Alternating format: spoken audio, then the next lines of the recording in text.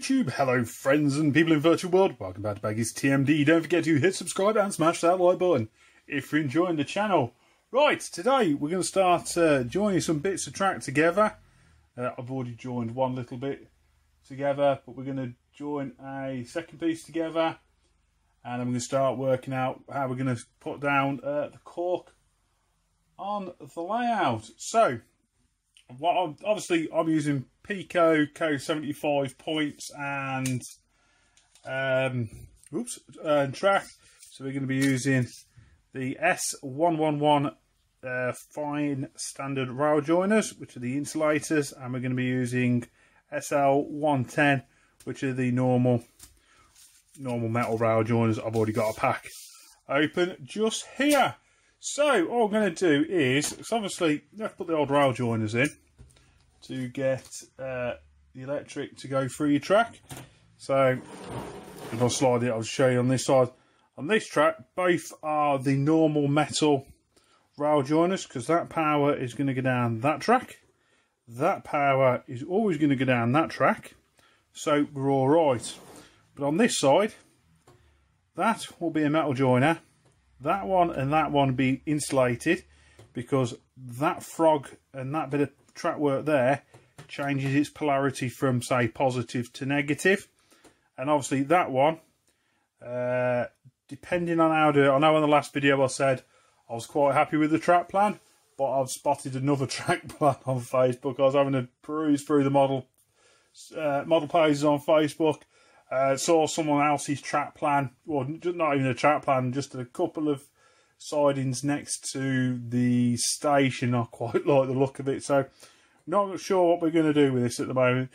What we're going to do first, I think, really, is just lay down the main track from fiddle yard to fiddle yard through the station. Just put that track in, and then we're going to start working it from there. So we're going to get one of our rail joiners out. Oh no, I was about to say I thought I got a spare, but I haven't. I've just used it. Just put that bit of track over there. Oops. And they'll come out because they're really fiddly in the bag. I hope this camera isn't auto-focusing like massively amounts on you guys. If it is, I'm going to apologise in advance. So all you have to do is just clip it on the rail, push it in, happy days, and try not to stab your finger with it. We'll put that one to one side. Let's grab out one of the, just take the pack out easier, because I know there's a couple in there, and just grab my snippers behind me.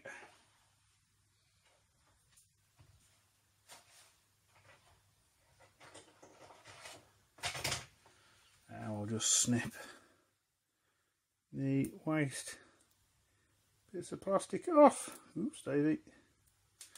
Don't come off very easy. There we go. And what I'm finding with these is they're a little bit long. They're obviously, oh, now good the camera's going to pick this up. There we go. So you got that little blob just in the middle. Obviously that's the insulation bit, that is. What I'm finding is these ends are a little bit too long. So I'm just trimming them out. It makes it a little bit more awkward to fit, but I think it just gives a bit of a better look to what we're trying to achieve here. Obviously you want a little bit of expansion joint. Let's get you back in the camera. There we go. You always want a little bit of an expansion joint. But as you can see, you'll see it's just butted up against the track, that little clip of plastic. So what we'll do is we'll slide that out of the way for a minute. We will get, is that the right code track? That's the right code track. Our next bit of track that we're going to join up, and obviously the rail joints aren't going to go past the sleepers. Obviously if I've got you in shot already. So what we're going to do is just take the one sleeper out, slide it out like that. Always keep hold of your spare sleepers, because obviously you can have loads of gaps on the on your rails where you're asleep missing. So all you have to do is bring it back in. So tuck it away. Just see the chairs there. Oh, it's focusing. Just see the chairs on the actual sleeper. File them down, slide them underneath the track, glue them in. Happy days. It's all looking nice and funky. So, just, I would zoom you in, but I daren't in case the camera falls off its tripod. You just have to watch on a really big TV and you'll be fine. Then all we do then is, so this is the problem, because we've cut the edge of that off, it makes it a little bit harder to push in. So there we go. We have our piece of track connected with the other across that point. Just grab a coach from behind me, and that's how you get a nice join across your rails. He says because he's got the point set the wrong way. It's always going to happen, won't it? So nice and smooth through that point there. Alright, I'll reposition the camera and we'll show you where this little piece is going to go. You have to excuse it being a little bit dark up this corner. The light's not quite very good, but obviously we know that's going to be the fiddle yard there, and I can see roughly where the road's going to be. Let me just grab the Sharpie just so I can roughly mark in where the road's going to be. The road's going to be that sort of width there. We are going to have to trim a little bit off this piece of track, but we'll do that in a minute. So we're just going to lift this section of track up, just plonk it in place. Sorry if any of my body gets in the way of the shot there, guys. So we're going to want that roughly, it's roughly about there we're going to have it. We are, so we're just going to have to trim, probably trim a couple of inches off that end. So then what we can do is add another fiddly yard bore to that end if you want a through freight to go through. Should be quite nice. So that piece of track then just runs. So we're going to leave that for now. We just, oops, there we go. Sorry about that, guys. You're sort of on a clamp attached to the layout. So you can just see that bit of track's going to keep running that way towards the fiddly yard. We're going to have to add about 3 inches to that point as well, but yeah, like I say, that's how that bit of track is going to be. Apologies for the jumpy camera again. Ooh, there we go. So that's where that's going to be. Oh, we're not having much success today, are we? There we go. I'll say you're on a selfie stick and a clamp that's G-clamped to the layout. So we roughly know where we want the track. I know a lot of people use the foam from Woodland Scenics, Batman. I've always used cork, just bog standard cork from railway shops. Only the thin stuff. It's more just to give it a bit of a shoulder, really, than to be really good and brilliant. I've built all my layouts with cork. In fact, my first layout, Blue Street, I was using cork floor tiles, which worked quite well. So I like a little bit of a shoulder either side of the rail. So I'll just get this bit of track here.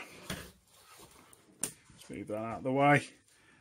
Track width is about 3.5 centimetres, so 35 mil. So if we do a track bed of about 4.5 mil, that gives a nice shoulder either side of the track, so we can put some ballast on. And that'll look quite good then. So I'm just going to set up now and we'll cut some cork. Right, so we've got our cork here. We're just going to measure 4.5 centimetres on this piece of cork. Hope you can still see me. Yeah, it's all right. You're sort of balanced on a piece of wood at the moment now. It's very technical here at Baggies TMD. You get balanced on everything. Normally a selfie stick or a lump of wood. So that's 4.5 centimetres. What we want our fiddly yard to be at. Fiddly yard. I'm absolutely genuinely losing the plot today. what we want our cork to be at. I'm sorry folks. I'm slowly losing the plot and the will to live at the moment. I am. Everything seems to be going to pot slowly. I know I'm cutting it on the layout, but you ain't gonna tell that much by the time I've finished. It's all gonna get scenic up anyway, ain't it? So it ain't gonna hurt it. It's really clever. I suppose you could actually use a pair of scissors. Never actually tried a pair of scissors with cork. I haven't. If you do, just make sure you don't use the other half's best scissors. No, she may get told off. There we go. So we'll do a couple just to show you what we're going to do. I think I might need to change the blade in my Stanley knife. I would do, but I'm not quite sure where the blades are. The blades are downstairs for it, so we'll swap it round to that side. 4.5 centimetres again. Should we have a try cutting it with a pair of scissors this time? I reckon we should. Looks like, sorry if my head keeps getting injured. Keep me fatty head in shots. There we go. Whoops, Daisy. Didn't want to do that. Didn't want to do that. Well, all that. Drop my spirit level.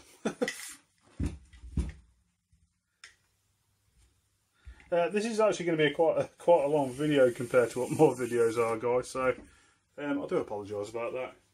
It's more showing you how I build my layout as opposed to this is a track plan, blah blah blah. This is how I build my layouts. It's probably completely wrong to how everyone else builds their layouts, but it's how I've built my past two, and I've had no problems with it. Like I say, Baggy's made it to Worley last year and got good response for it. I know New Junction come and took some videos of it, so that got uploaded to his YouTube channel, which was quite nice as well. A high profile YouTuber video in my bag of crap, basically. So I say it's not how everyone does it. Actually, using scissors is quite a lot easier. I got loads of this cork when unfortunately when Ian Allen was shutting down. I was one of the vultures, unfortunately, when he got cork and everything. Should we do a third strip? I think we're going to need a third strip, aren't we? If we do a third strip, then we can go fiddle yard, 3 strips. And that will be alright then. We will. Grab the tape, make sure I'm going to take my eye out on this lump of wood I've got hanging off a shelf.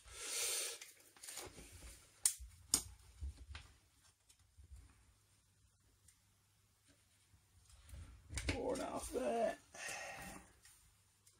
It's like, apologies if my fat head comes into shot.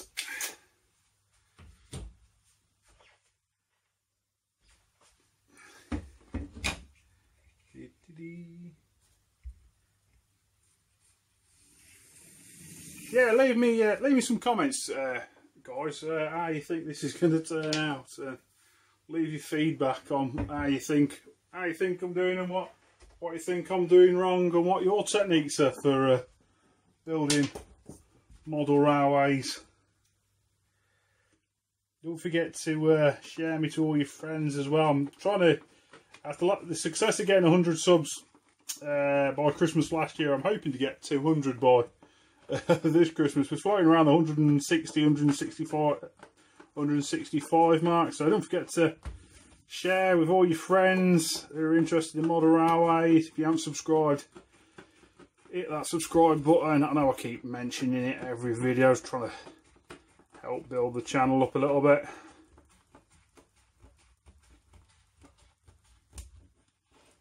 Now what I've got to do is remember I put the PVA glue. Ah, there it is. I was about to say, remember where I put the PVA glue. I can see it, it's in front of me. Right, we've got 3 strips of the old cork there. Roll this up out of the way. Close the knife before I drop it on my foot and stab at my foot, because that wouldn't be very good. It'd make a good YouTube video, I suppose. It would make an interesting conversation in A&E, I suppose. How did you stab your foot, sir? Well, I was doing a YouTube video of me My Stanley knife fell off. So, right. Unfortunately, I'm going to have to reposition the camera yet again, because I'm not like professional with stands and everything. So I'll reposition, and then we'll see how we're going to lay all this cork. So we know the track's going to lie down here. We know our cork is slightly wider than what the track is, so we've cut the cork at 4.5 centimetres, whereas the track is just about 3 centimetres. So that's give us 0.5 centimetre either side. So what we'll do is we'll just mark a rough point where the track is. Move the track out of the way. We'll slide that down there for now, out of the way. Oops, I think we are crashing. There we go. So that's where the track's going to be. We'll measure off that back wall. It works out 6.5. So if we go 6 centimetres there, 6 centimetres there. Draw a big straight line with the old spirit level. When I remember where I've put it, that's where we've put it. And then it will give us where we want to place down our cork then. So that'll be the edge where the cork's gonna go. We'll do up to the board joint today. And I'll do the other piece off camera. I say apologies if my head arm comes into shot. There we go. So you can see just where that's where we're going to want to put that cork down. And I remember where I put the pen lid. Is the pen lid. So the decent that one. And that one, that's a bit scratty, that is, so we'll do that one in the fiddly yard. We will. There. Place it down so we can see where it's going to go. All piece will go in there. I'll say we'll just do. Oh, do we do it to the round? Do we do it to the joint or not? We'll do it to the joint tonight, and I'll do the other piece off camera, so it's going to look ridiculously long video. So all I use is box standard PVA glue for sticking everything down with. Seems to work quite well for me. Like I say, I know people use different stuff, but I've always used PVA and I've had absolutely no problems with it. So just going to stick a bit down. Oh, that's coming out quite slow, isn't it? Although I was going to come out a bit quicker than that. We may be here sometime, folks. What I should have done was marked out where the first piece of cork was going to go to, but we didn't, so deliberately spread it round a bit.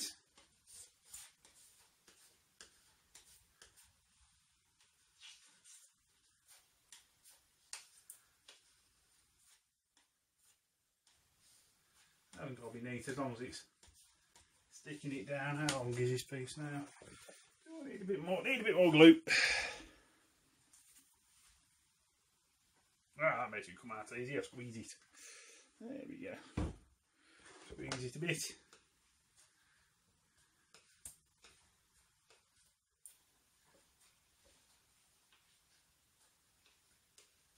There we go. Scrape it off my finger because it does me. I didn't want to get glue on my fingers. Which piece did we say we was going to use? A crappy bit, didn't we? So just line it up against the back. Put it this way a little bit. You get a bit of stretch for the cork as well, which is quite nice. So there we go. First piece down. Chuck a load of random objects on it just to weigh it down while it is setting. So we've got to have a crap load of random bits and bobs just to weigh stuff down with when you're doing this. Primer there. Whoa. hopefully lie down on that bit. There we go, that's falling off. I'll just get this next piece done. I think we'll call it a night then, guys. Oh yeah, just to the edge of the board joint. I appear to now have glue in my hair. Yay! PVA gets absolutely everywhere. Try not to glue your board joints, so I've done that before now. It's an absolute nightmare then to unstick your boards.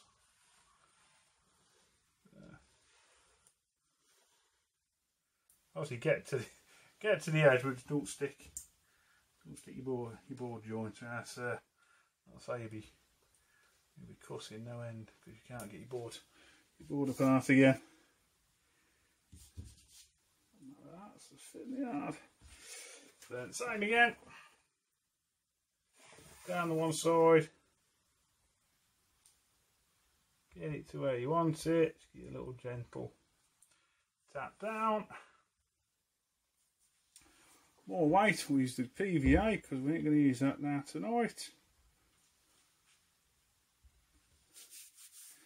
Piece there. More random tins of paint. Useful thing about having a modelling ring, have loads of paint in it.